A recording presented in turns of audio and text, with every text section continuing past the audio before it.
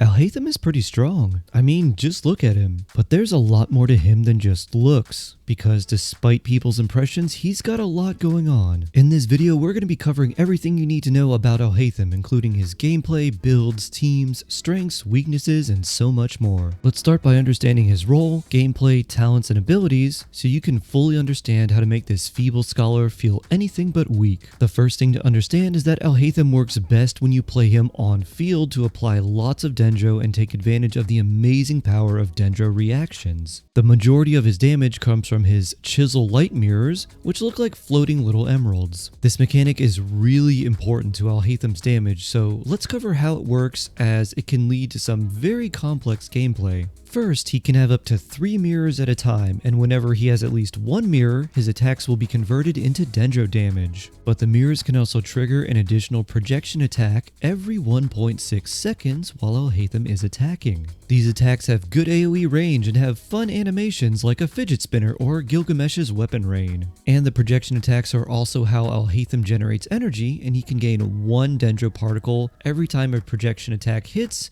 which has a 1.5 second cooldown. And whether he has 1, 2, or 3 mirrors determines how strong the damage from the projection attacks are. Having 1 mirror gives you a certain amount of damage, but having 2 mirrors gives you that damage with a 2 times multiplier, and having 3 mirrors gives you a 3 times multiplier every time the mirrors trigger their projection attacks. So obviously you always want to have 3 mirrors up, but there's a little problem. And that's that these mirrors decay every 4 seconds and also completely disappear if you switch off of Alhaitham. So if you want to get the most out of him, you need some big brain plays to make sure he keeps 3 mirrors up as much as possible. Luckily, I have a couple rotations for you that we'll cover in the gameplay section, so don't worry, Shark's got you. Now let's move on to his other abilities and talents. His elemental skill rushes at enemies, dealing Dendro damage, and you can hold the skill to aim it if you like. It also has a pretty long cooldown of 18 seconds.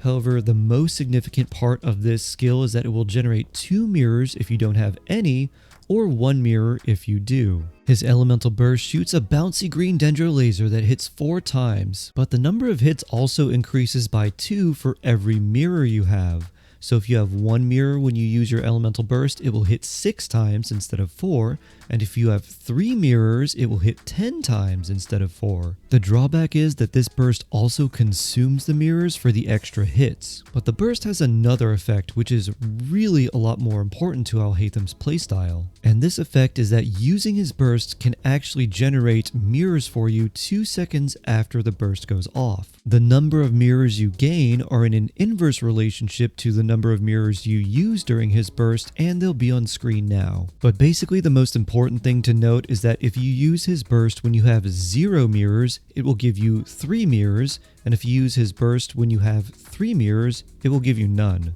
And I want to restate that it takes 2 seconds for any mirrors generated from Alhaitham's burst to appear. And while you can do something like switch to a character during this time, I highly recommend that you don't do that in most cases. And this is especially important if you have high ping, because if you miss that 2-second window due to latency, a lag spike, or even just getting staggered while on another character, you don't get the mirrors and you've just thrown all of his upcoming damage into the trash. Like his elemental skill, his burst has an 18-second cooldown and has an energy cost of 70. This energy cost can be a little bit annoying, but with good Dendro supports, proper builds, and decent gameplay, you'll be fine. Another important part of his kit is a passive talent that gives him 1 mirror when he uses a charged attack, and this passive has a 12-second cooldown. You'll also notice that Alhaitham has dual scaling of both attack and elemental mastery, and also a talent that increases the damage of his mirrors the more elemental mastery he has. For this reason, elemental mastery becomes more important to him instead of attack, but crit and energy recharge stats are still very important. For his talent leveling priority, you want to level his skill first to increase the damage from your chisel light mirrors, and then you can level his normal attacks and burst after his elemental skill. Now let's move on to the gearing section and how to build Alhaitham for the most damage. And while we do that, make sure you hit that like button and sub to the channel if you haven't done so already. It actually helps out a ton and it would really mean a lot to me. So thanks so much, and let's move on to the gearing section. Starting with artifact sets, you want to run someone in Alhaitham's team with a 4-piece Deepwood artifact set,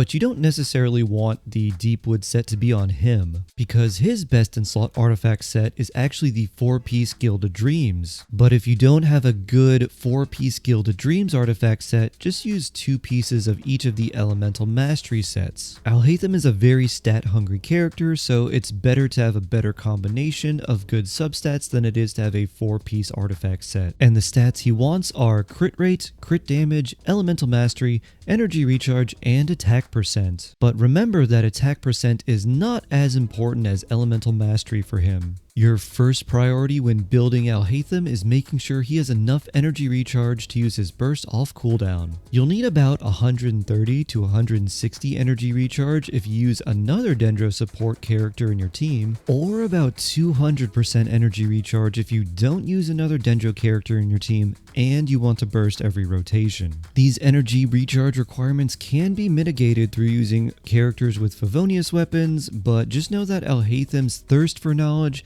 is only matched by his thirst for energy. For artifact main stats, your priority will be a crit rate or damage circlet, a Dendro damage goblet, and an elemental mastery sands. If you don't have any of those artifacts with good substats, you can use an elemental mastery goblet or energy recharge sands, which aren't quite as good, but still viable if their substats are much better. For his weapons, his best in slot is his signature weapon, the Light of Foliar Incision. The next best weapons are the Jade Cutter, the Mist Splitter, and the Haran. But he also has great free-to-play options, which in order are the Tokabu Shigure, the Umbrella Sword, the Iron Sting, and the Harbinger of Dawn, provided he's shielded so he never goes under 90% HP. Now that you know how to build Alhaitham, let's talk about how to play him.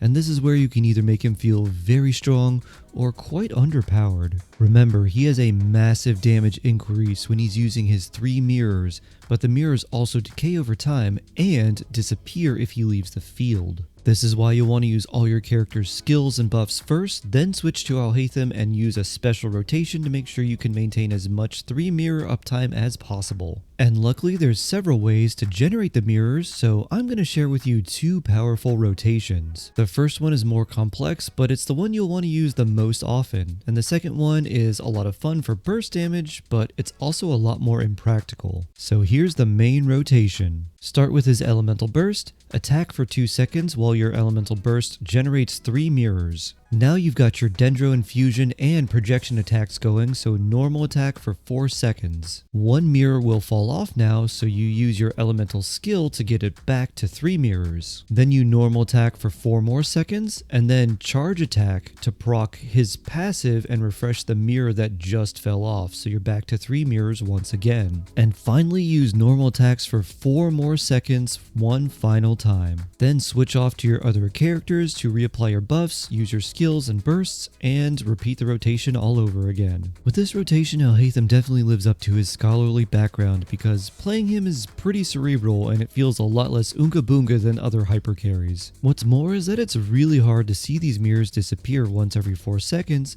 so you'll have to practice this rotation to get the timing down for when to refresh them. The second rotation you can do is a much simpler but much worse rotation, and it's a quick swap burst Alhaitham. To do this rotation, you start with Alhaitham's elemental skill to immediately generate 2 mirrors, and then use his charge attack to gain 1 additional mirror. Then you use the elemental burst with his newly generated 3 mirrors for a 10-hit elemental burst. This does much less damage overall, as your 3 mirror normal attack combo will do significantly more damage than the 3 mirror 10-hit burst. So it's really not worth using all your resources for just a few seconds of damage and then doing basically nothing for several seconds. However, knowing this rotation may be very clutch in specific circumstances in the Abyss, or if you need to pump out a lot of damage very quickly to finish off a strong enemy. Now that we've covered how to build Alhaitham and how to play him, let's talk about one of the most important things for any character: